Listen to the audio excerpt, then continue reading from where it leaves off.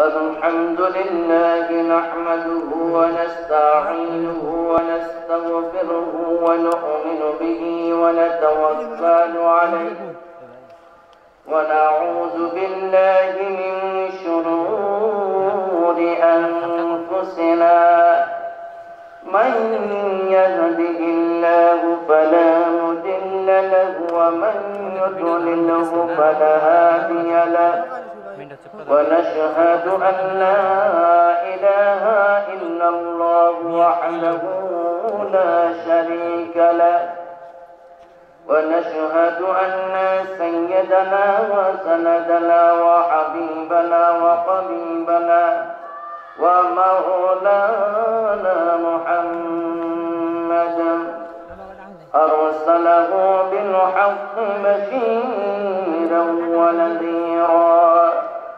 وداعيا إلى الله بإذنه وسراجا منيرا أما بعد فقد قال الله تعالى في كلامه المجيد والفرقانه الحميد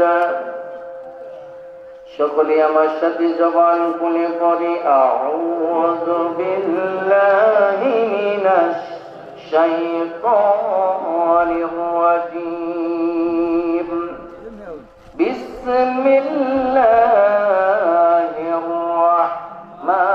রাহমানির রাহিম আলহাকুমুত তাকাসুর حتى زرتم المقابر كلا سوف تعلمون ثم كلا سوف تعلمون كلا لو تعلمون علم اليقين لترون الجحيم ثم لترونها عين اليقين ثم لتسألن يومئذ عن النعيم صدق الله المولانا العظيم قال الله تعالى في شان حبيب آمرا ومخبرا في كتابه العزيز إن الله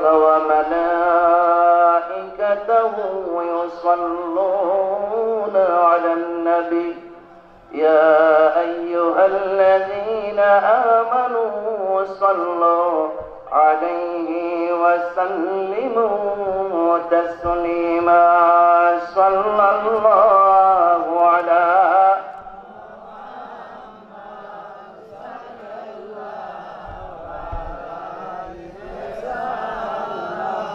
صلى الله عليه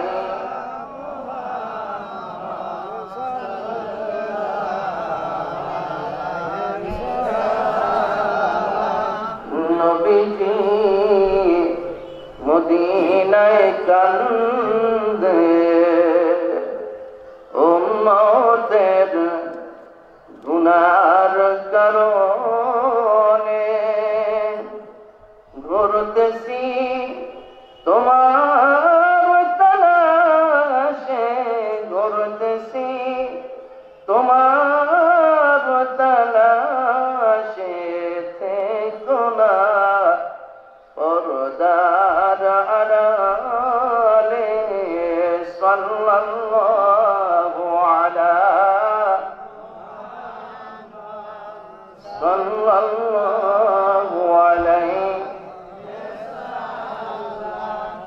সাল্লাল্লাহু আলা মুহাম্মাদ সাল্লাল্লাহু আলাইহি নবী গো দেখা কি দিবেন না দেখা দিলে কেন যে দেন না মনে যে মানে না মানা, মনে যে মানে না মানা, কবে যাব সোনার মদিনা। সাল্লাল্লাহু আলা মুহাম্মাদ সাল্লাল্লাহু আলাইহি সাল্লাম, সাল্লাল্লাহু আলা মুহাম্মাদ সাল্লাল্লাহু আলাইহি। بلغ العلا بكماله كشف الدجى بجماله حسنت جميع خصاله صلوا عليه وآله। আরবের মরুভূমিতে যেথায় মা আমিনার ঘর, খোদারি করুণা কৌসর হয়ে বহিতেছে বারংবার। বলগল নবী কামালিহি كشفت الدجى بجماله حسنت جميع خصاله صلوا عليه وآله.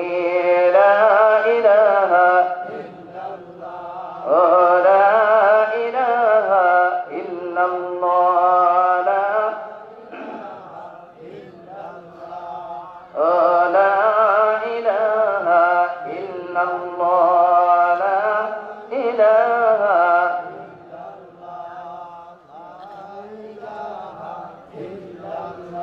আসমানের মালিক যে আল্লাহ, জমিনের মালিক সে আল্লাহ, হায়াতের মালিক যে আল্লাহ, মৌতের মালিক সে আল্লাহ। লা ইলাহা ইল্লাল্লাহ।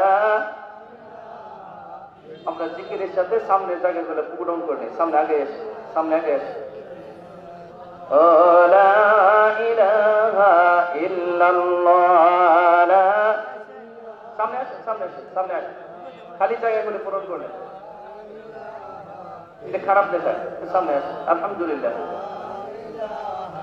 জিকিরের সাথে আছি। লা ইলাহা ইল্লাল্লাহ, লা ইলাহা ইল্লাল্লাহ, লা ইলাহা।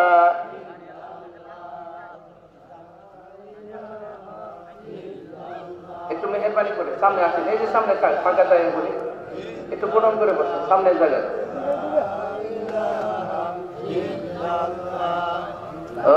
লা ইলাহা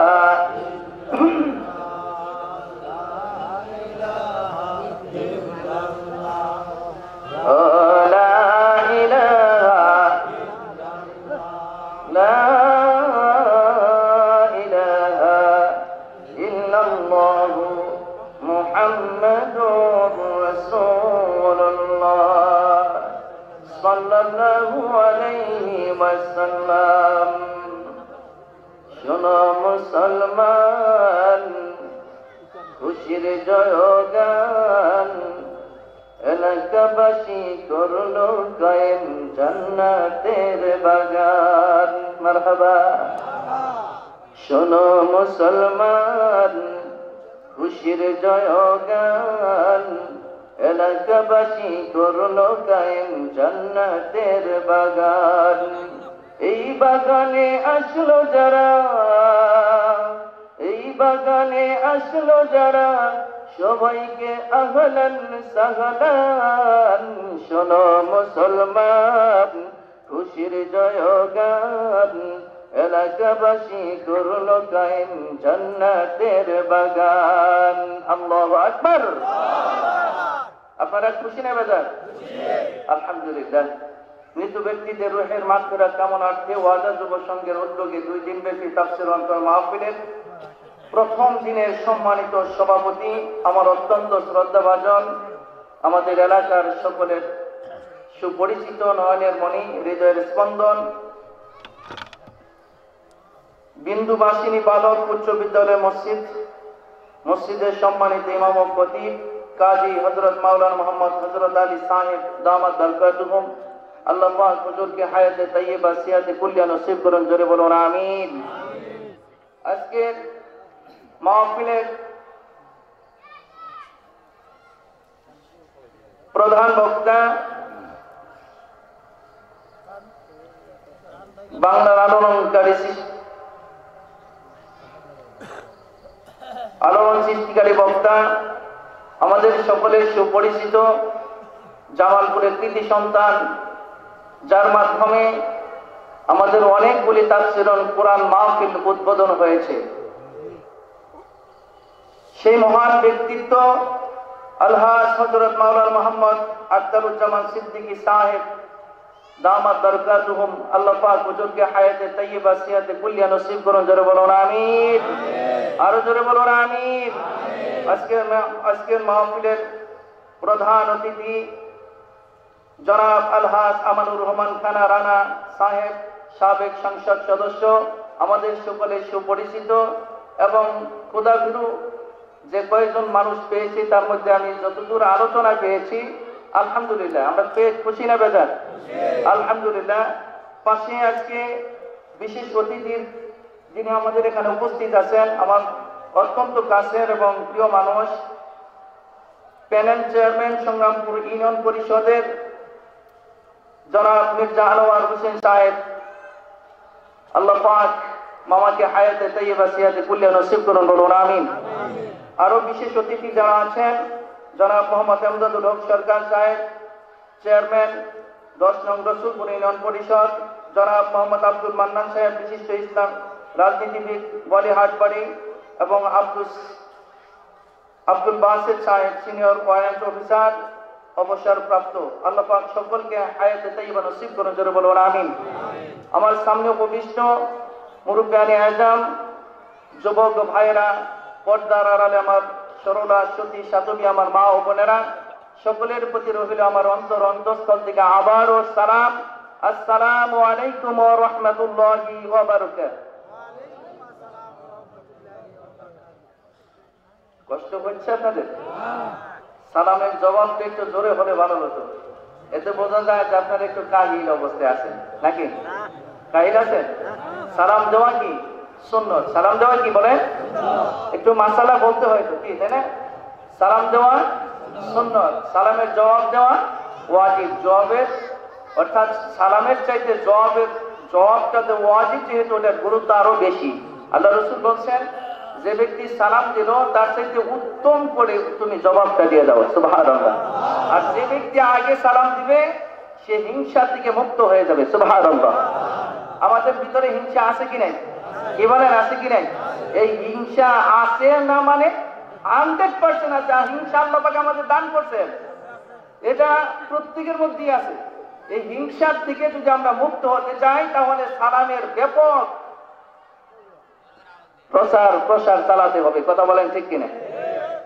প্রিয় হাজিরিন, এই জন্য সালামটা কিন্তু এই বাংলাদেশ থেকে আসে নাই, ভারত থেকেও আসে নাই, কোন জায়গা থেকে আমদানি হয়ে আসে নাই, এটা সরাসরি আল্লাহর জান্নাত থেকে এসেছে। জোরে বলেন সুবহানাল্লাহ।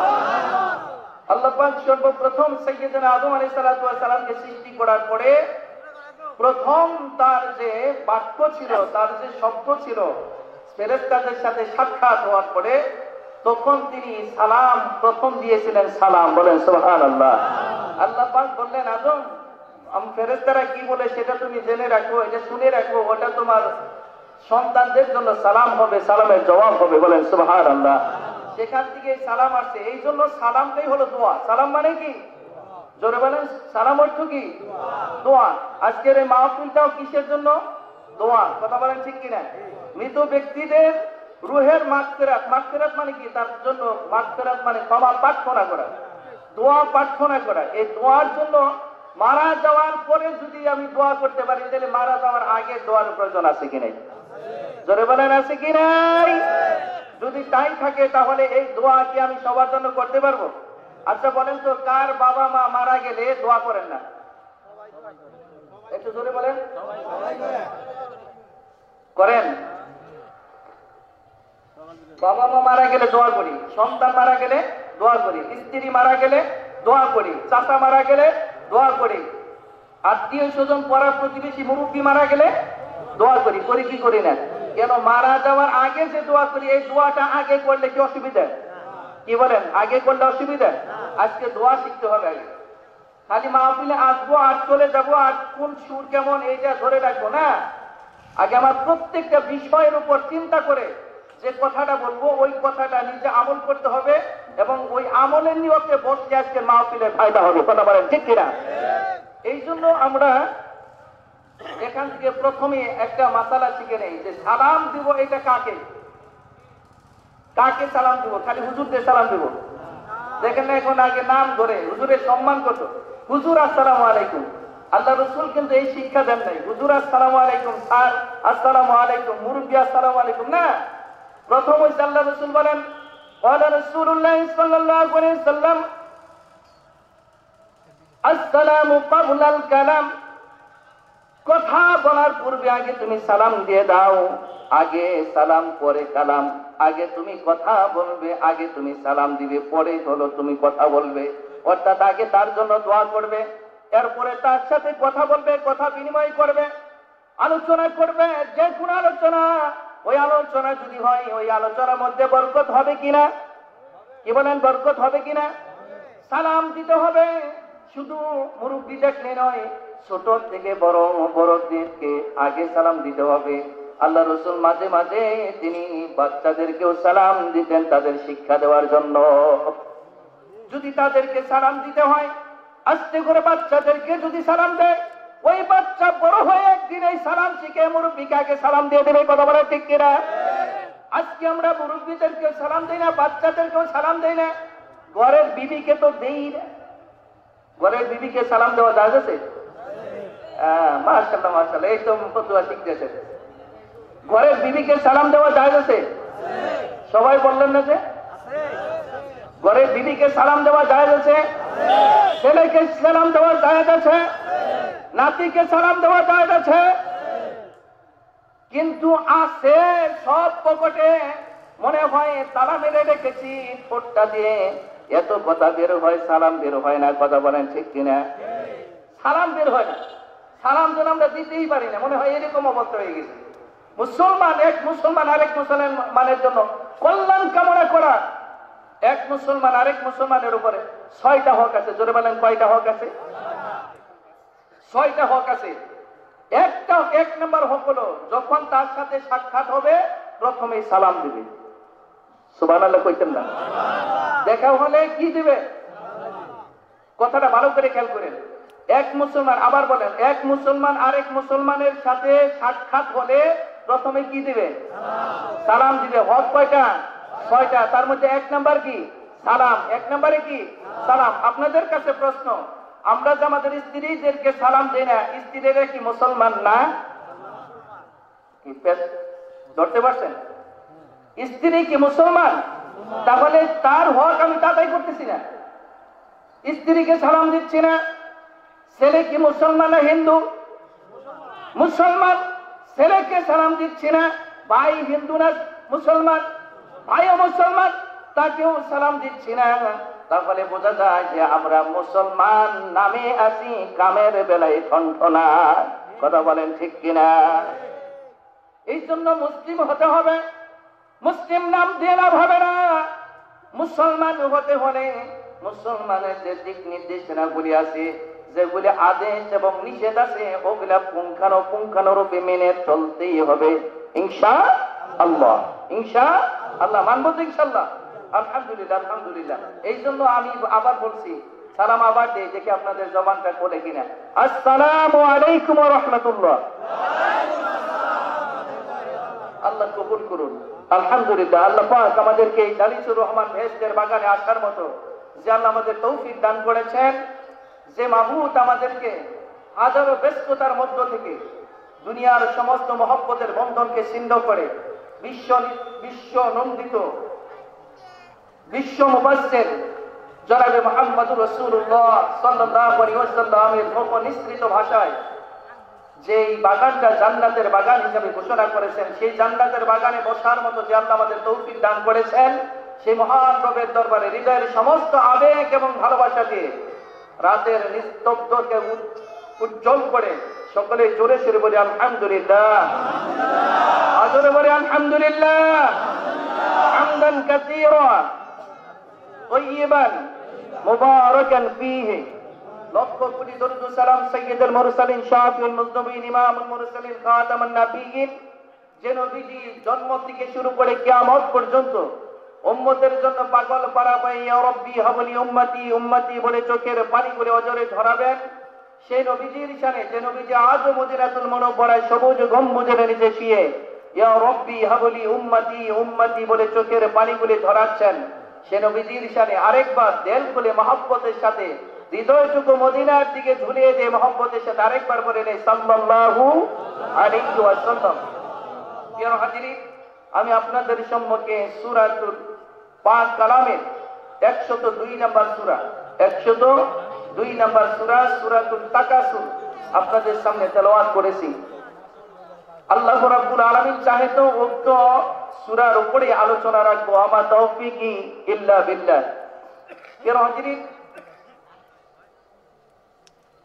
এই সূরায় আলোচনা যাওয়ার আগে প্রাসঙ্গিক একটা আলোচনা করতে হয়, সেটা হলো আমরা এই দুনিয়াতে যারা এসেছি আমাদেরকে পাঠিয়েছেন কে?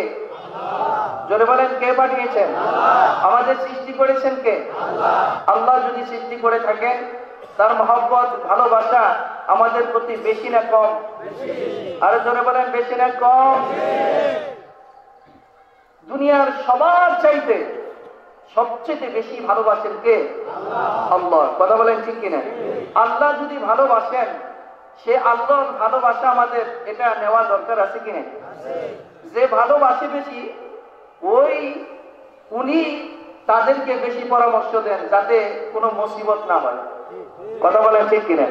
আমার যদি ছেলে থাকে, আমার যদি মেয়ে থাকে, আমি যদি দূরে থাকি, তাহলে ওকে যার কাছে রেখে গেলাম, কোনো স্কুলে দিয়ে গেলাম, মাদ্রাসায় দিয়ে গেলাম, বোর্ডিং এ দিয়ে গেলাম, যেখানে দিয়ে যায়, তখন ওখানে যিনি দায়িত্ববান আছেন তাকে কি বলে যায়, ভাই আমার ছেলেটাকে একটু দেখেন, একটু তো দুষ্ট প্রকৃতি, ও যেন খারাপ কাজের সাথে অংশগ্রহণ না করে, এই জন্য বাড়ি থেকে দূরে রাখা, ও যেন মানুষের মতো মানুষ হয়। কথা বলেন ঠিক কিনা? ও কি হয়? মানুষের মতো মানুষ হয়, এই কারণে বাড়ির থেকে দূরে দিয়ে আসা। আবার বিবিকে বলি, বাচ্চা যখন ছোট থাকে, বিবি ওর প্রতি খেয়াল রাখবে, ও যেন পুকুরে না যায়, আগুনে যেন না পড়ে, কোনো ছেলের সাথে যেন, খারাপ ছেলেদের সাথে মিশে যেন নষ্ট না হয়ে যায়। বলি কি বলি না? কি বলেন? বলি কি বলি না? ঠিক তদ্রুপ ভাবে আল্লাহ রাব্বুল আলামিনের হলাম আমরা আদরের বান্দা। কথা বলেন ঠিক কিনা? আদরের বান্দা আমরা। সেই আল্লাহ রাব্বুল আলামিন চান যে আমাদের সকল দুনিয়ার ব্যস্ততা ছেড়ে আল্লাহ পাকের যেভাবে আমাদেরকে জান্নাত থেকে পাঠিয়েছেন, রূহ জগৎ থেকে পাঠিয়েছেন, একটা আরামদায়ক জায়গা থেকে পাঠিয়েছেন, সেই আরামদায়ক জান্নাতে যাওয়ার জন্য যে পরামর্শ তিনি দিবেন, ওটা আমরা মানতে রাজি আছি তো ইনশাআল্লাহ? কি বলেন, রাজি আছি তো ইনশাআল্লাহ? কয়জন রাজি আছে আমার আল্লাহকে দেখান তো? লিল্লাহি তাকবীর।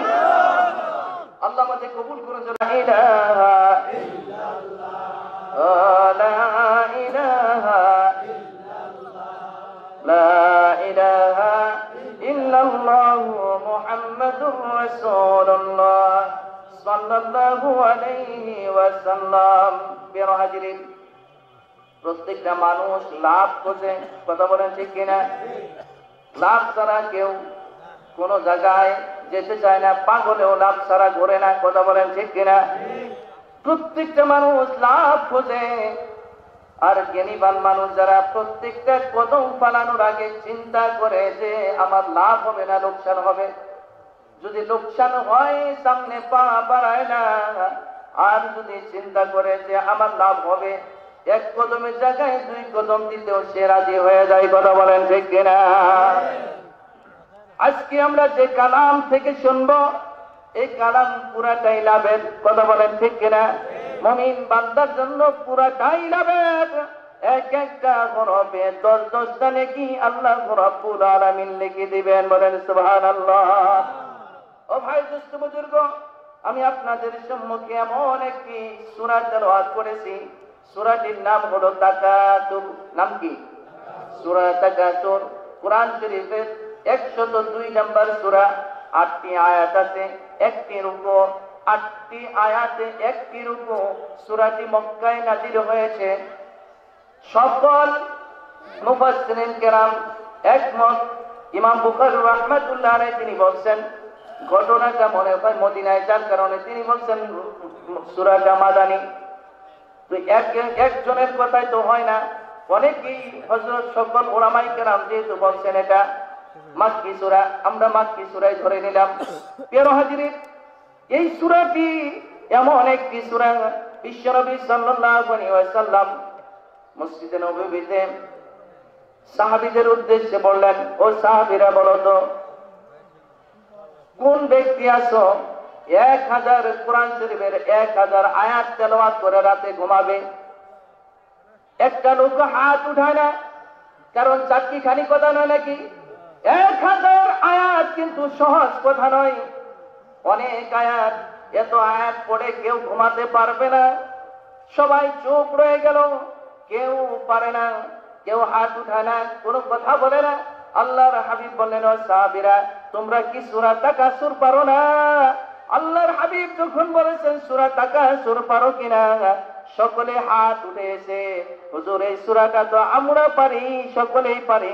আল্লাহর হাবিব বলেন কোন ব্যক্তি যদি রাতে ঘুমাবার আগে যদি সূরা তাকাসুর পড়ে, আল্লাহ পাক তার আমলনামায় 1000 আয়াত পড়ার সওয়াব তার আমলনামায় রেখে দিবেন। বলেন সুবহানাল্লাহ। 1000 আয়াত পড়ার সওয়াব মাত্র 8টি আয়াত যে ব্যক্তি পড়বে, বলেন তো 8টি আয়াত পড়তে কি 8 ঘন্টা লাগবে নাকি? 1 ঘন্টা লাগবে? 10 মিনিট লাগবে? না না, 1 মিনিটেই হয়ে যায়। উম্মতি মুহাম্মাদের জন্য আল্লাহ পাক এটা স্যাক্রিফাইস করেছেন, মর্যাদা বাড়িয়ে দিয়েছেন। উম্মতি মুহাম্মদ সাল্লাল্লাহু আলাইহি সাল্লাম যেমন সমস্ত নবীদের উপর মর্যাদা, তার উম্মতেরও সকল নবীদের উম্মতের উপরে মর্যাদা। জোরে বলেন সুবহানাল্লাহ। তার মর্যাদা বাড়াবার জন্য আল্লাহ রাব্বুল আলামিন এই সূরাটি দান করলেন। এই সূরা আমরা এখানে সকলেই একবার আমরা দয়া করে সকলেই পড়ি আমার সাথে। আউযু বিল্লাহি মিনাশ শাইতানির রাজীম। বিসমিল্লাহির রাহমানির রাহিম। আলহাকুমুত তাকাসুর হাত্তা যুরতুমুল মাকাবির। كلا سوف تعلمون ثم كلا سوف تعلمون كلا لو تعلمون علم اليقين لترون الجحيم ثم لترونها عين اليقين ثم لتسألن يومئذ عن النعيم। الحمد لله। الله أكبر। আরো জোরে বলি আল্লাহু আকবার। পড়েছি মাত্র 8 আয়াত, সব পেয়েছি কয় আয়াতের? 1000 আয়াতের। ও ভাই দোস্ত বুজুর্গ, এই সূরা যারা না পারি, যারা কোরআন শরীফ না পারি তারা তো আর পারবো না। যারা কোরআন শরীফ শিখেছেন, যারা পারেন, তাদেরকে অনুরোধ করব প্রতি রাতে যেন আমরা এই সূরা তাকাসুর পড়ে ঘুমাই। পারবো কিনা ভাই? ইনশাআল্লাহ। কি বলেন, পারবো তো? অল্প ছোট্ট একটি সূরা, এত সওয়াব আল্লাহ পাক দান করবেন। এই সওয়াব তারাই নিবে যারা লাভবান, লাভ করতে চায়, ক্ষতির মধ্যে থাকতে চায় না। কোন ব্যক্তি যদি জানে 1 টাকায় 10 টাকা লাভ হয়, ওই ব্যক্তি ঘুমিয়ে থাকবে নাকি? ওই ব্যক্তি ঘুমিয়ে থাকবে না? না না। কিন্তু মানুষগুলি গাফেল। এই গাফেল মানুষদেরকে সজাগ করাবার জন্য আল্লাহ রাব্বুল আলামিন সূরা তাকাসুর নাযিল করেছেন। গাফেল মানুষ কাজ করতে চায় না, আখিরাতমুখী না, দুনিয়ামুখী হয়ে গেছে, তাদেরকে সতর্ক করার জন্য আল্লাহ পাক এই তাকাসুর নাযিল করে দিয়েছেন। প্রিয় হাজিরিন, সূরা তাকাসুর এমন একটি সূরা যেখানে আল্লাহ রাব্বুল আলামিন বলেছেন আলহাকুমুত তাকাসুর। মানুষ প্রাচুর্যতার লোভে মোহরাকে সন্নিহিত হয়ে আছে। সে নিজেকে ভুলে আছে, আখেরাতকে ভুলে গেছে, ভুলে দুনিয়ার মুখে সে নিজেকে ডুবাইয়ে রেখেছে। কি রেখেছে? নিজেকে ডুবে রেখেছে। সে কন্ট্রোল করতে পারতেছে না নিজেকে, যে সে আখেরাতের যে একটা জিন্দেগি আছে, এই জিন্দেগি সম্পর্কে সে একেবারে বেখেয়াল। কথা বলেন ঠিক কিনা? একেবারেই বেখেয়াল। এখান থেকে সে আর উঠে আসতে পারতেছে না। প্রিয় হাজিরিন,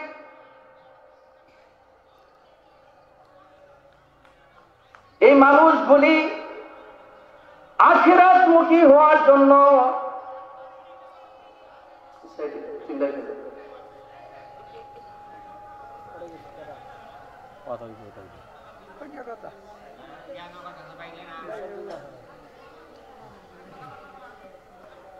যে মানুষগুলি দুনিয়ামুখী হয়ে গিয়েছে, তাদেরকে সতর্ক করে বলেছেন, এই দুনিয়ার মানুষগুলি, আরে তোমার তো কোনো পরিচয় ছিল না, তোমার তো কোনো অস্তিত্বই ছিল না।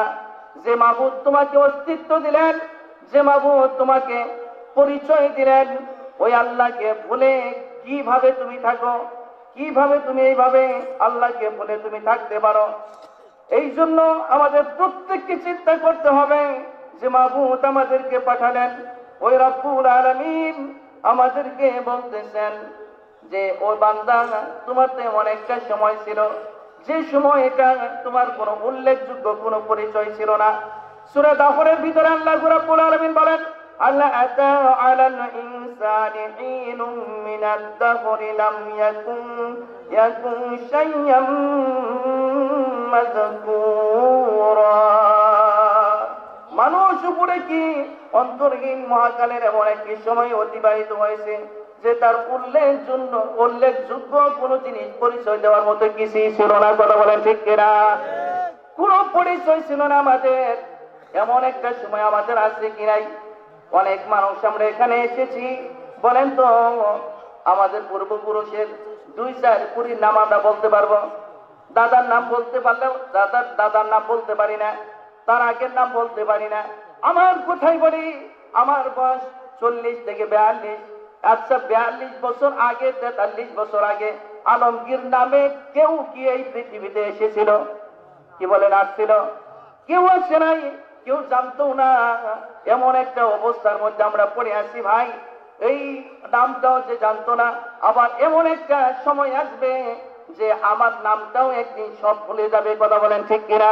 আমি তো দূরের কথা, যারা এই বিশ্বের মধ্যে যার প্রতিনিধিত্ব করতেছেন, বিশেষ করে সারা পৃথিবীর মরণ হলো আমেরিকার প্রেসিডেন্ট এখন বর্তমানে জো বাইডেন। এই জো বাইডেন উনি হলেন 46তম প্রেসিডেন্ট। আমেরিকার কয় নাম্বার প্রেসিডেন্ট? 46তম প্রেসিডেন্ট।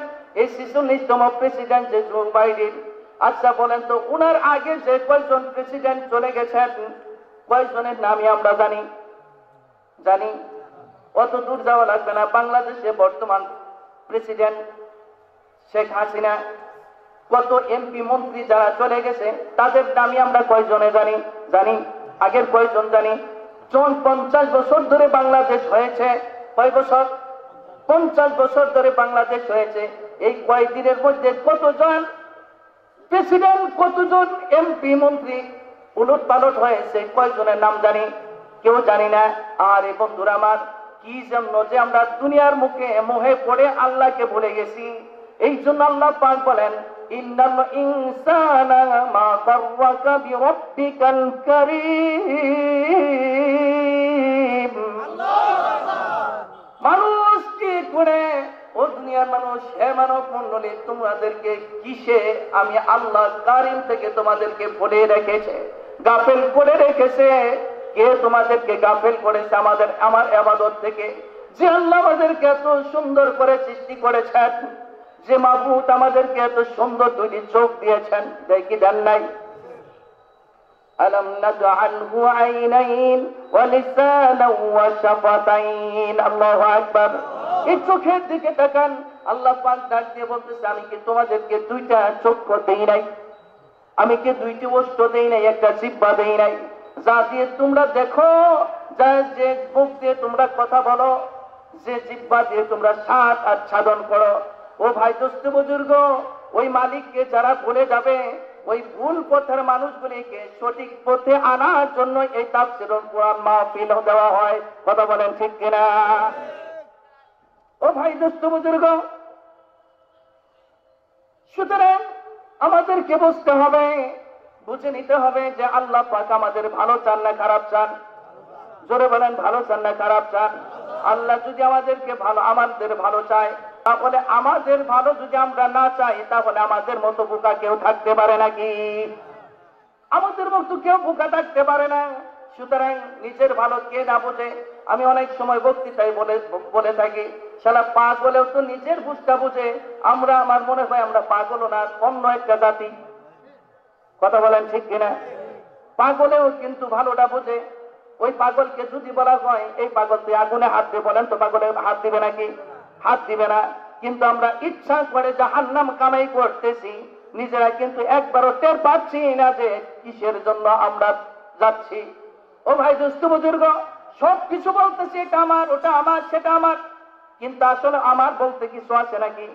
আল্লাহর হাবিব বলেন, প্রত্যেকটা মানুষের তিনটা জিনিস যত আমার করুক না কেন, তিনটা জিনিস তার নিজের, বাকিগুলো সব পরের।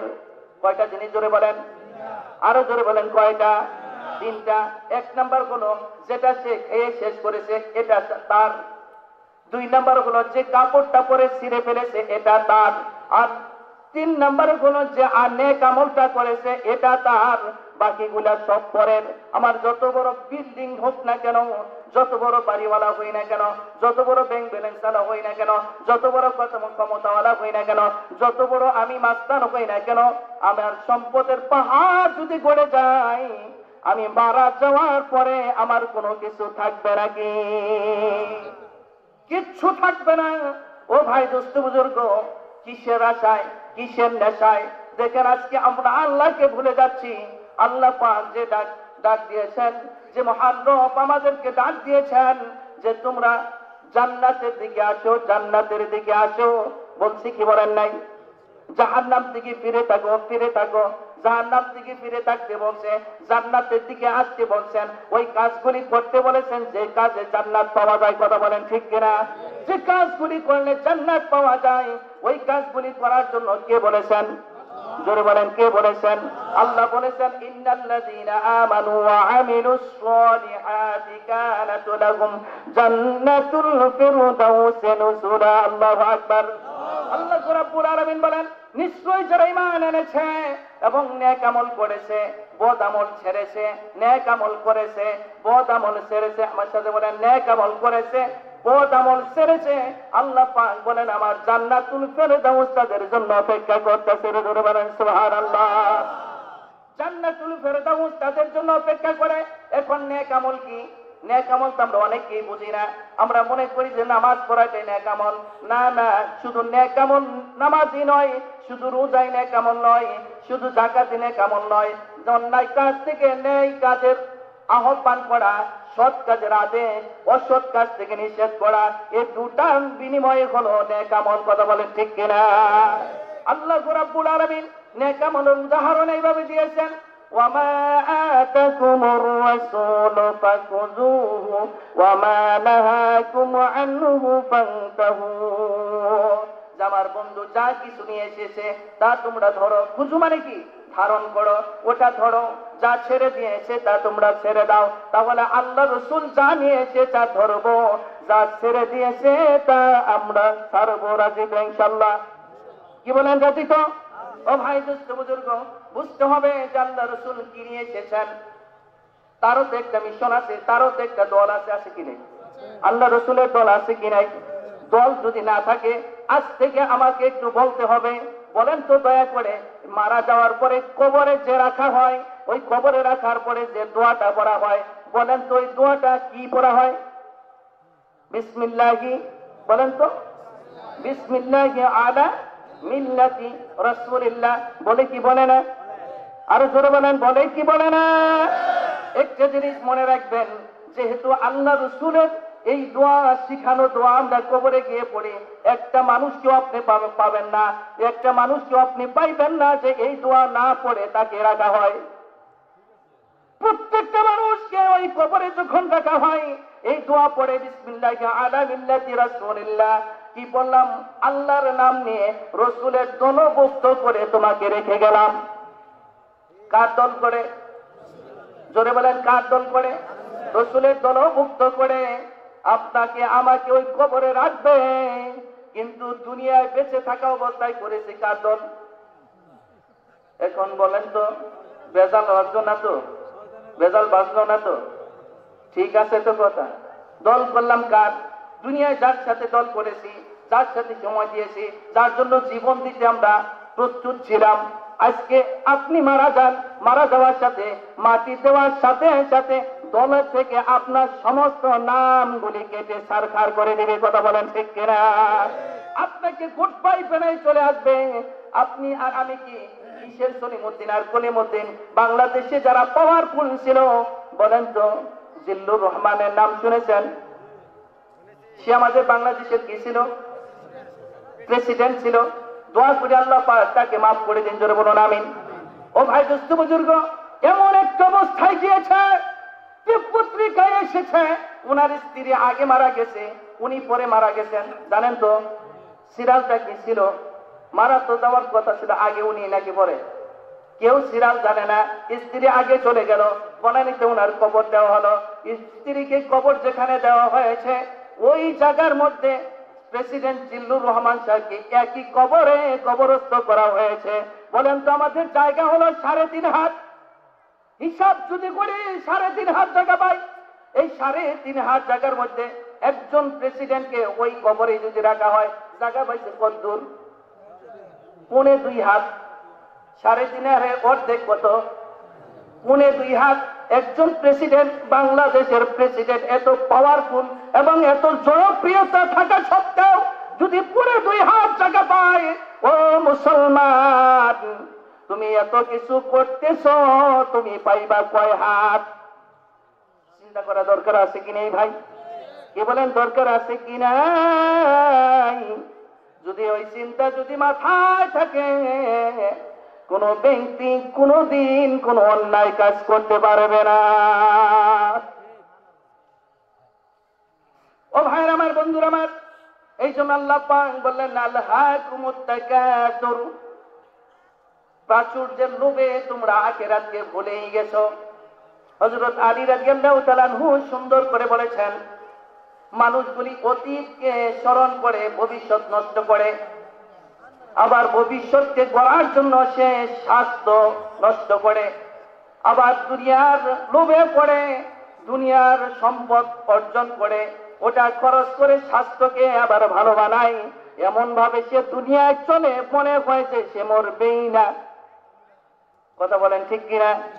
এমন অবস্থায় আমরা চলাফেরা করি, মনে হয় যে আমরা আর মরবো না। আমাদের চিন্তা চেতনা এমন যে আমাদেরকে যে মরতে হবে, এই চিন্তা আমাদেরকে দুনিয়ার ভোগ বিলাসে ভুলে দিয়েছে। একটা স্বপ্নের তাবির বাড়ি, এক ব্যক্তি স্বপ্ন দেখতেছেন, স্বপ্নের মধ্যে বাঘে তাকে তাড়া করেছে। আচ্ছা, বাঘ দেখলে মানুষ কি ভয় পায় না? জোরে বলেন, ভয় কি পায় না? ভয় পায়। ভয়ের ছুটে মারছে দৌড়। আমার সামনেও আসলে আমিও দেব দৌড়, নাকি আপনারা দিবেন না? সবাই দৌড় মারবে। ওই স্বপ্নের মধ্যে বাঘ যখন এসেছে, মারছে দৌড়, দৌড়াইতে দৌড়াইতে যখন হাঁপাইয়ে চলেছে, যখন সে আর ক্লান্ত হয়ে গিয়েছে, এরপরে তিনি উঠেছেন একটা গাছে উঠেছেন। গাছে উঠে দেখে যে নিচের দিকে যে তাকাইছে, দেখে যে ওই ডালের যে ডালের মধ্যে ধরেছে তার নিচে একটা কুয়া। নাম কি? কুয়া। কূপ। ওই কূপের মধ্যে তাকিয়ে দেখে শুধু কূপ নয়, ওখানে দেখে যে বিশাল এক অজগর সাপ হা করে আসে, বললেই খেয়ে ফেলবে। এমন সময় দেখা গেল যে ডালটার মধ্যে ধরেছে এর মধ্যে একটা সাদা ইঁদুর ওই ডালটা কাটাকাটি শুরু করে দিয়েছে। কুটকুট করে কাটতেছে। ওই সাদা ইঁদুর চলে গেল। এরপরে একটু পরে আসছে একটা কালো ইঁদুরটা এসে আবার কাটাকাটি শুরু করে দিল। কাটাকাটি শুরু করছে, এর মধ্যে চিন্তা করতেছে সর্বনাশ, বাঘ নিচে হা করে দাঁড়িয়েছে, নিচে কূপ, আবার সাপ দেখো আমাদের দিয়ে হা করে বসে আছে। পড়ার সাথে সাথে তো আমি শেষ হয়ে যাব। এর মধ্যে চিন্তা করতে করতে উপরের দিকে তাকাইছে, দেখে যে উপরে একটা শাক মাছি, শাকের মাছা, ওই মাছার থেকে হঠাৎ করে তার মুখের মধ্যে একটু মধু এসেছে, এক ফোঁটা মধু পড়েছে। মধু পড়ার সাথে সাথে নিচে যা কিছু আছে সব কিছু সে ভুলে গেছে। এমন তো অবস্থায় হঠাৎ সে জাগ্রত হয়ে গেছে। ঘুম থেকে জাগার পরে দৌড় মেরেছে, কোথায় যাই, ভয়ঙ্কর একটি স্বপ্ন দেখার পরে মানুষ কি স্থির থাকে নাকি, কি জানি দেখলাম, না জানি কি হয়। এমন তো অবস্থায় আল্লাহর এক উলির কাছে গেছে, যাওয়ার বলতেছে, ও আল্লাহর উলি গো, দুনিয়ার কত মানুষের সাথে সাক্ষাৎ হলো, আমি এমন একটা স্বপ্ন দেখেছি কাউকে বলতে সাহস পাই না। আমার মনে হয় তাবিজটা আপনি করে দিতে পারবেন, মেহেরবানি করে। আমি আজকে রাতে এমন একটা স্বপ্ন দেখেছি, দয়া করে একটু তাবির করে দেন। আল্লাহর উলি বলে, তুমি কি দেখেছো? বললো যে হুজুর, এই ঘটনা, রাত্রিবেলায় আমি ঘুমিয়েছি, ঘুমানোর পরে দেখি বাঘ আমাকে তাড়া করেছে। আমি দৌড় মেরে একটা গাছে উঠেছি, গাছে ওঠার পরে এরকম করে ডালের মধ্যে ধরেছে, নিচের দিকে তাকিয়ে দেখি একটা কূপ, এরপরে ওখানে একটা আছে সাপ, নিচে বাঘ, এরপরে সাদা ইঁদুর, কালো ইঁদুর, এইভাবে ডালগুলি কাটতেছে। উপরে আমি দেখলাম শাক মাছের মাথা, ওখান থেকে মধু আসলো, আমি সবকিছু ভরে গেলাম। ও হুজুর, মেহেরবানি কি করে বলেন না এর তাবিজটা কি হবে? হুজুর, আল্লাহর ওলি তখন বলতেছে, ওই যে তুমি বাঘটা দেখেছো, এই বাঘটাই হলো আজরাইল। এই বাঘটা কি? এই বাঘটা হলো আজরাইল। আর যে তুমি যে গাছের মধ্যে উঠেছো, ওই গাছের ডালটা হলো তোমার হায়াত। ওই গাছের ডালটা কি? হায়াত। নিচের দিকে যে কূপটা দেখেছো, ওই কূপটা হলো তোমার খবর। আর কবরের মধ্যে যে সাপটা দেখেছো, তোমার যদি ন্যাক আমল না থাকে, বদ আমল যদি হও, ওই সাপে তোমাকে গ্রাস করবে, তোমাকে দংশন করবে। আর যে তুমি সাদা ইঁদুর আর কালো ইঁদুর দেখেছো, ওই সাদা ইঁদুরটা হলো দিন আর কালো ইঁদুরটা হলো তোমার রাত। এই দিন রাতের আবর্তনে তোমাকে আল্লাহ পাক অতিবাহিত করাচ্ছেন। আর উপরে যে তুমি চাক মাছের মধু দেখেছো, ওই মধুটা হলো দুনিয়া। ওই দুনিয়ায় পড়ে মানুষ পিছনের এতগুলি অংশ সে ভুলে গেছে। কথা বলেন ঠিক কিনা? এই অংশগুলি ভুলে গেছে। এই ভুলে যাওয়ার কারণে সামান্য একটু সময়ের জন্য এক ফোঁটা মধু, এই মধুটুকু আহরণ করার জন্য ওই ব্যক্তিটা বেমালুম কবরের কথা ভুলেই গেছে। একদম ভুলে গেছি আমরা। মনে হয় না যে আমরা যেভাবে চলাফেরা করে আর মরবো। অথচ আমার সামনে আমার বাবা মারা গেল, আমার সামনে আমার মা মারা গিয়েছে, দাদা মারা গিয়েছে, চাচা মারা গেছে, চাচি মারা গিয়েছে। তাদের কথা আমরা কখনোই স্মরণই করি না। মনে হয় যে একটা মুরগির যে মায়া আছে, আমাদের সেই মায়াটাও নাই। আমি নিজে দেখেছি যারা মুরগি পালেন, উপর থেকে বাজ পাখি অথবা কোন শিয়াল শকুনে যদি এসে যদি একটা বাচ্চা নিয়ে যায়, তাদের ভিতরে একটু হলেও মায়া ঢোকে। ওই মায়ার কারণে কিছু সময়ের জন্য মা চিৎকার করে ডাকতে থাকে। শুধু তাই নয়, ওই বাচ্চাগুলিও দেখবেন যে বিভিন্ন জায়গায় থম ধরে দাঁড়িয়ে থাকে, না জানি কোন বিপদ। কথা বলেন ঠিক কিনা? কি জন্য বিপদ এসেছে? এমন তো অবস্থায় বিপদ দেখে তারা থমকে যায়, খাড়া দ্বারা বন্ধ হয়ে যায়। আর আমরাও কবরস্থানে যাই, আমরাও মানুষের যারা যাই ওখানে গিয়ে হাসি তামাশা আছে কি নাই? জোরে বলেন, আছে কি নাই? অথচ আল্লাহ রাসূল বলেন, যখন কোন ব্যক্তি দুনিয়া থেকে বিদায় নেবে, তার জন্য তোমরা দোয়া করবে। কি করবে? দোয়া করবে। আহারে, আমরা দেখেন সব উল্টা করি। মাশাআল্লাহ, জানেন ও ভাই, দোস্ত বুজুর্গ, যখন একটা লোক মারা যায়, মুমূর্ষ অবস্থায় যখন থাকে, ওই সময় কালেমা তালকিন করবে। কালেমা পড়ার জন্য তুমি তাকিদ দিবে না, কালেমা পড়তে থাকবে। নসিব যদি ভালো হয়, তার কালেমা নসিব হয়ে যাবে। কথা বলেন ঠিক কিনা? আমরা সেই কালেমা পড়ি কোন সময়? যখন খাটিয়া নিয়ে যাই। খাটিয়া নিয়ে যখন যাই, তখন আমরা ওই কালেমা পড়ি। ওই সময় দোয়া হলো, আল্লাহর হাবিব বলছেন ওই মুর্দারের জন্য দোয়া করবে, আল্লাহুম্মা গফিরলি ওয়ারহামনি, আল্লাহুম্মা গফির ওয়ারহাম ওয়াসতিক কবরহু ওয়া ইয়াসসির হিসাবাহু। বলেন সুবহানাল্লাহ। কোন দোয়া পড়বো? আল্লাহুম্মা গফির, আল্লাহ তুমি তাকে মাফ করে দাও। ওয়ারহাম, আল্লাহ তার উপর রহম করো, দয়া করো, করুণা করো, দয়া করো। আল্লাহ ওয়াসিক কবরাহু, তার কবরটা তুমি প্রশস্ত করে দাও। সুবহানাল্লাহ। জলিলুল কদর সাহাবী হযরত সাদ ইবনে মুআজ রাদিয়াল্লাহু তাআলা আনহু, ঘটনাটা মনে পড়ে গেল। হযরত জাবের ইবনে আব্দুল্লাহ রাদিয়াল্লাহু তাআলা আনহু বলেন, আমরা রাসূল আকরাম সাল্লাল্লাহু আলাইহি ওয়াসাল্লামের সাথে সাদ ইবনে মুআজের জানাজায় উপস্থিত হলাম। আল্লাহ রাসূল সাল্লাল্লাহু আলাইহি ওয়াসাল্লাম সাদ ইবনে মুআজের নিজে জানাজা পড়ালেন। জানাজা পড়ানোর পরে দাফন কার্য শেষ হয়ে গেল। দাফন কার্য শেষ হওয়ার পরে আল্লাহ রাসূল ওই কবরের পাশে দাঁড়িয়ে দীর্ঘ সময় পড়াশোনা করে দিলেন, সুবহানাল্লাহ সুবহানাল্লাহ সুবহানাল্লাহ সুবহানাল্লাহ তাওবিলুন সাবহা। এইভাবে তাসবিহ পড়তে থাকলেন দীর্ঘ সময়। এরপরে শেষে বললেন আল্লাহু আকবার আল্লাহু আকবার।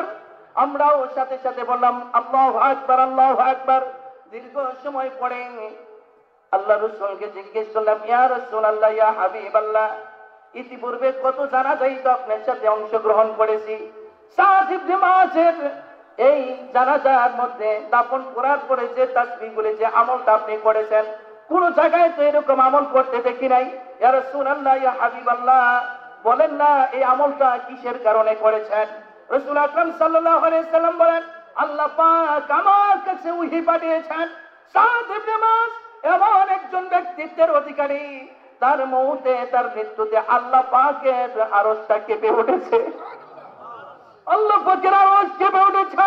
শুধু তাই নয়, তার মৃত্যুতে আল্লাহ পাক আকাশের সমস্ত দরজাগুলি খুলে দিয়েছেন। সমস্ত দরজাগুলি খুলে দিয়েছেন। আরশের দরজা খোলা মানে কি? সে জান্নাতি। কথা বলেন ঠিক কিনা? যাদের রূহটা আকাশে উঠবে না, জান্নাতি হবে না, তাদের জন্য কিন্তু আরশের দরজাও খোলা হবে না। কথা বলেন ঠিক কিনা? আরশের নিচে একটা জায়গা, সেই জায়গাটার নাম হলো ইল্লিয়িন। নাম কি বলেন? ইল্লিয়িন একটা জায়গা, ওটা জান্নাতের একটা আবাসস্থল। ওই জায়গার মধ্যে যারা জান্নাতি হবে ওই মানুষগুলি ওই জায়গায় থাকবে। ও দোস্ত বুজুর্গ শুনুন, ভালো করে খেয়াল করুন, যারা মারা গিয়েছে, যারা জান্নাতি হয়েছে, তারা সবাই কিন্তু ইল্লিয়িনে। এমন সময় আমি যদি মারা যাই, আপনি যদি মারা যান, আপনার রূহ যদি ইল্লিয়িনে চলে যায়, যাওয়ার পরে সবাই দেখা হলে আমরা যেরকম দুনিয়ায় খোঁজ খবর নেই, ভাই তোমার বাড়ির পাশে ও কেমন আছে, আমরা বলি যে না ভালো আছে। অনেকে বলি সে তো দুনিয়ার থেকে বিদায় নিছে। কথা বলেন ঠিক কিনা? যাওয়ার পরে ওখানে ইল্লিয়িনেও জিজ্ঞেস করবে, ভাই তুমি কেমন আছো? আলহামদুলিল্লাহ, আল্লাহ আমাকে খুব ভালো রেখেছেন। আল্লাহ পাক আমাকে ইহসানের সাথে জান্নাতের এই জায়গায় মধ্যে ঢুকাইয়া দিয়েছেন। বলেন সুবহানাল্লাহ। এই জায়গার মধ্যে আমাকে ঢুকিয়ে দিয়েছেন। ওই ভাই তখন জিজ্ঞেস করবে, ভাই আমি তো অনেক আগে চলে এসেছি, তোমার পাশে যে অমক ভাই ছিল সে কেমন আছে? কয় হারে, সে তো আমার অনেক আগেই দুনিয়ার থেকে বিদায় নিয়েছে। ওই সময় ওই রূহটা কেঁদে কেঁদে বলবে, দুর্ভাগ্য কপাল পোড়া, ওই ভাইটার জায়গা ইল্লিয়িনে হয় নাই, সিজ্জিনে চলে গেছে। জাহান্নামের একটা জায়গা, আর এই জমির 7 তবক নিচে একটা জায়গা, যে জায়গাটা জাহান্নামের একটা স্তর, জাহান্নামের একটা টুকরা, জাহান্নামের একটা আবাসস্থল। ওই জায়গাটার নাম হলো সিজ্জিন। ওই সিজ্জিন নামক জায়গার মধ্যে সে পড়ে আসে। ও ভাই দোস্ত বুজুর্গ, আমরা কি ওই ইল্লিয়িনের বসবাসকারী হতে চাই কিনা? আমরা যদি ওই জায়গার বসবাসকারী যদি হতে চাই, দুনিয়াদারি করতে হবে, করা নিষেধ নয়, যতটুকু প্রয়োজন ততটুকু করতে হবে। আল্লাহকে ভুলে গেলে চলবে না, চলবে না, চলবে না। আজকে আমরা দুনিয়াটা ভুলে গিয়ে দুনিয়ার মুখে মোহরাঙ্কিত হয়ে, মোহাচ্ছন্ন হয়ে আমরা আল্লাহকে ভুলে গেছি, আল্লাহর হুকুমকে ভুলে গেছি। আজকে দেখেন আমাদের কাজটাকে, দুনিয়াটাকে স্যাক্রিফাইস করতেছি, আখিরাতকে স্যাক্রিফাইস করি না। কথা বলেন ঠিক কিনা? দুনিয়াকে স্যাক্রিফাইস করে কি করে? নামাজের সময় এসে আজান হচ্ছে, এমন সময় দেখা যায় যে আমাদের দুনিয়ায় এমন কাজ বাড়ছে, এমন দোকানদারি বাড়ছে, ওই কাজটা ছেড়ে যদি যায় তাহলে আমার 10 টাকা লস হয়ে যায়। আছে কি নাই ভাই? কি ভুল কইলাম নাকি? কাজ করতেছি, আজান দিছে মসজিদে যাই না, আজান দিছে মসজিদে যাই না, আজান দিছে নামাজ পড়ি না। আছে কি নাই? আজান দিছে কিন্তু মসজিদে যাই না। আমরা সেই দিন কি করতেছি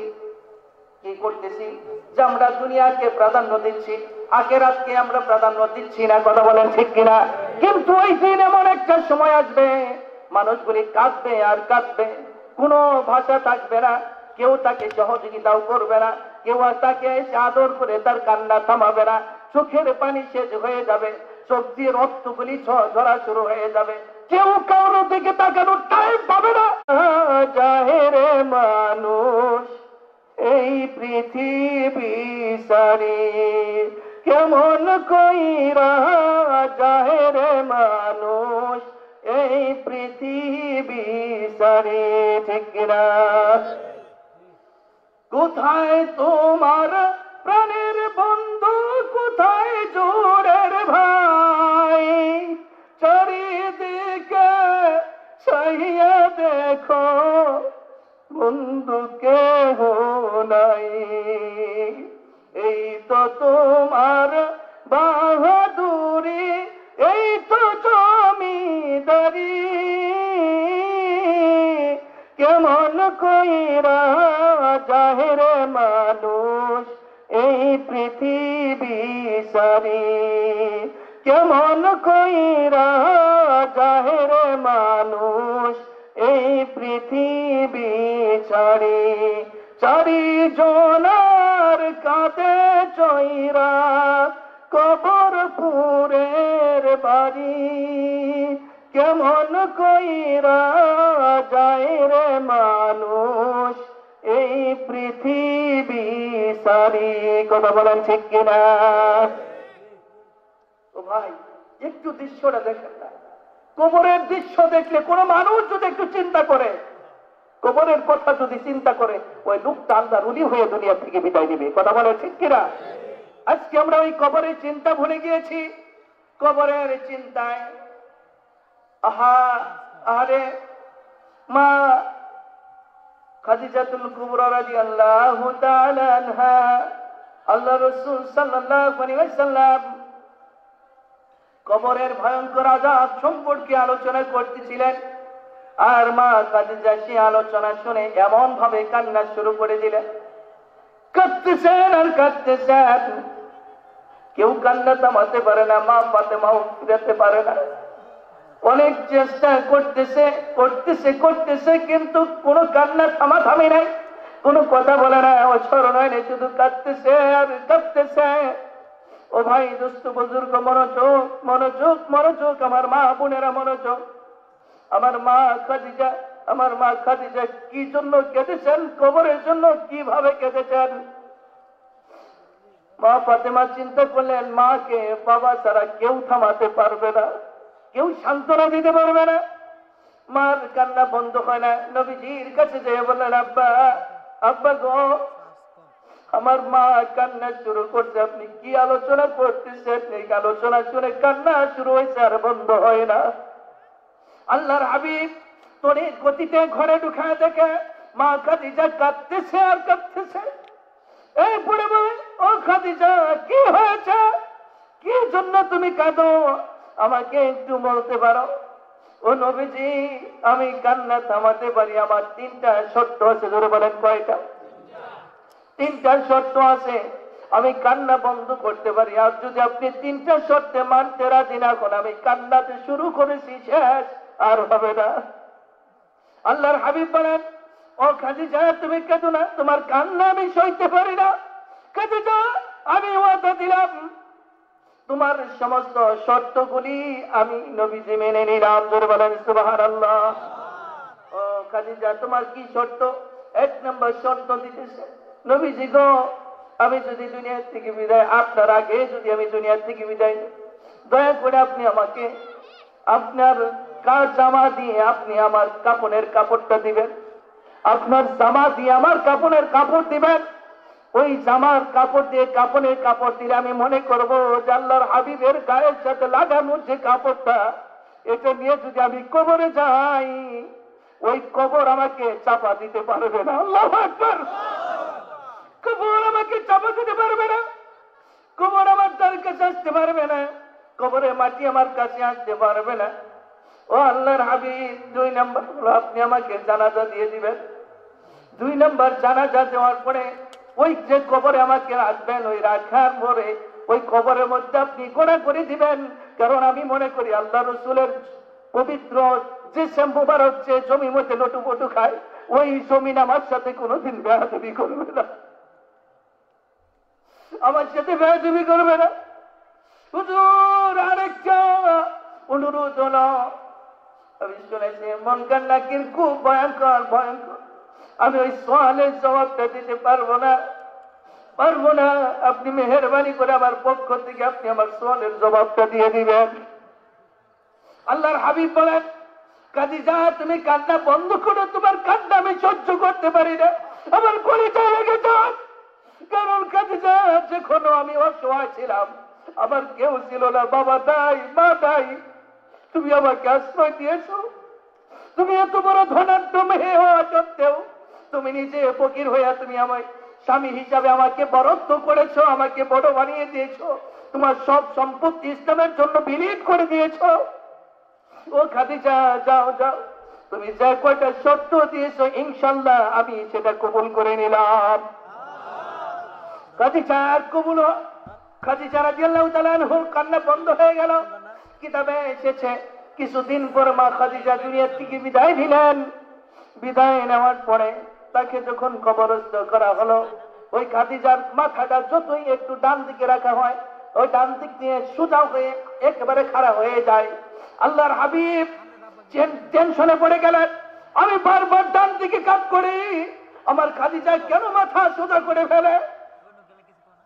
টেনশনে পড়ে গেলেন, তাহলে কি আমার খাদিজা আমার আল্লাহর সাথে কোনো বেয়াদবি করছে কিনা? এই টেনশনে এই অবস্থা থেকে আল্লাহর হাবিবের চোখে পানি।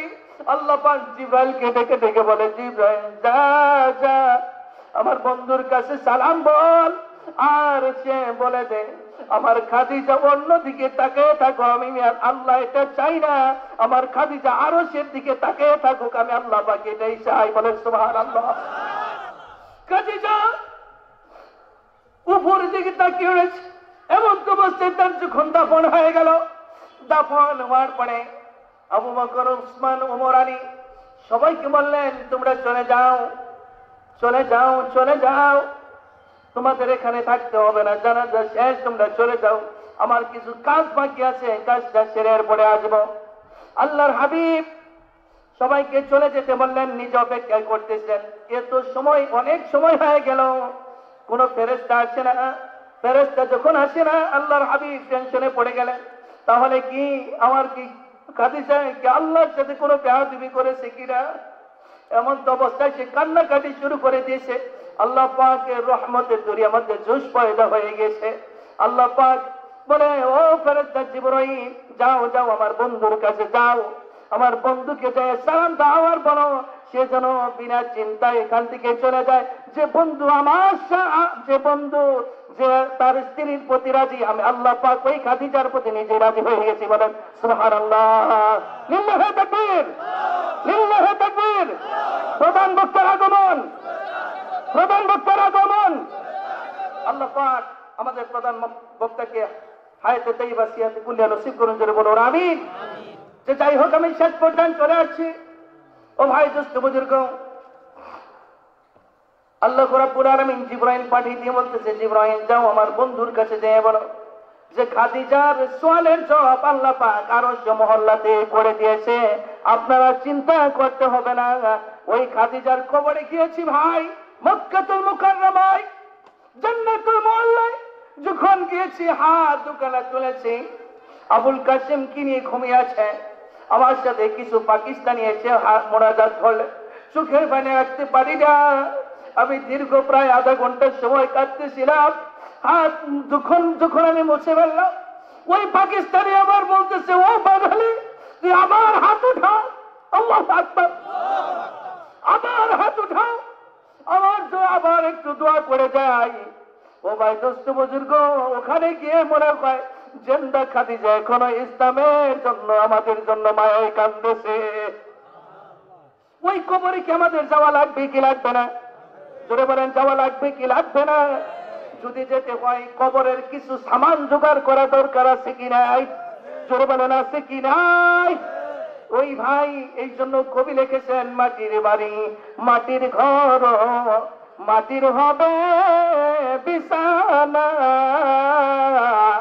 আইসো একা যাইবে একা সঙ্গে কেহ যাইবে না কিন্তু যেদিন ডাক পড়িবে কবর মাঝে শুইতে জোগাড় কিছু করছো বন্ধু তারি মাঝে বিছাতে দাদা গেছে বাবা গেছে কেউ তো ফিরে এলো না এমনি ভাবে যেতে হবে বুঝেও কে মন বুঝো না। ও ভাই দুস্থ বুজুর্গ কি নিয়ে যাব একবার একটু চিন্তা করা দরকার। আমরা কোন মালিক থেকে গাফেল হয়ে আছি যে মালিক ছাড়া কেউ নাই কেউ নাই কেউ নাই, যাদেরকে মনে করতেছে বন্ধু বানাইতেছি কেউ নাই কেউ নাই, কেউ আমার বন্ধু না, আমার নেক আমল আমার বন্ধু হবে। আল্লাহ পাক ওই বন্ধুর বিনিময়ে জান্নাতটা দিয়ে দেবে। আল্লাহ রাব্বুল আলামিন আমাদেরকে সেই নেক আমল বাড়িয়ে আল্লাহ পাকের হুকুমগুলি মেনে দুনিয়ামুখী না হয়ে আল্লাহ পাক যেন আমাদেরকে আখিরাতমুখী জিন্দেগি গঠন করার তৌফিক দান করেন। জোরে বলুন আমিন। আমি আমার সংক্ষিপ্ত আলোচনা যেটা করেছি, যদি আমার কথায় আপনারা কেউ কষ্ট পেয়ে থাকেন, কোরআন হাদিসের কথা বলতে গিয়ে যদি কোনো ভুল হয়ে থাকে আমি আল্লাহর কাছে ক্ষমা চেয়ে নিচ্ছি, আপনাদের কাছে ক্ষমা চাই।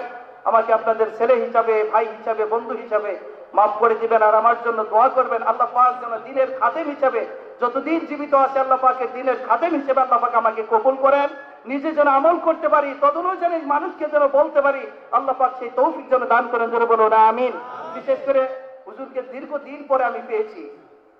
এই যে বলে হাটবাড়ি 3 দিন ব্যাপী তাফসীরুল কোরআন মাহফিল যখন শুরু হয় হুজুরের হাত দিয়ে এই মাহফিল শুরু হয়েছিল অনেকদিন আগে। হুজুরকে যেমনি দেখছি হুজুরে মনে হয় 3 দিন আল্লাহ পাক তাকে আরো মনে হয় যে হায়াত আর বাড়িয়ে দেখ মনে হয় যেরকম দেখেছি ওইরকমই আছে। আলহামদুলিল্লাহ আল্লাহ পাক হুজুরকে কবুল করুন, দিনের খাদেম হিসাবে কবুল করুন, ইহকাল এবং পরকালে আল্লাহ পাক উচ্চ মর্যাদা সম্মানিত করুন। জোরে বলুন আমিন। ওয়া আখিরু দাওয়ানা আলহামদুলিল্লাহি রাব্বিল আলামিন। আসসালামু আলাইকুম ওয়া রাহমাতুল্লাহি ওয়া বারাকাতুহু।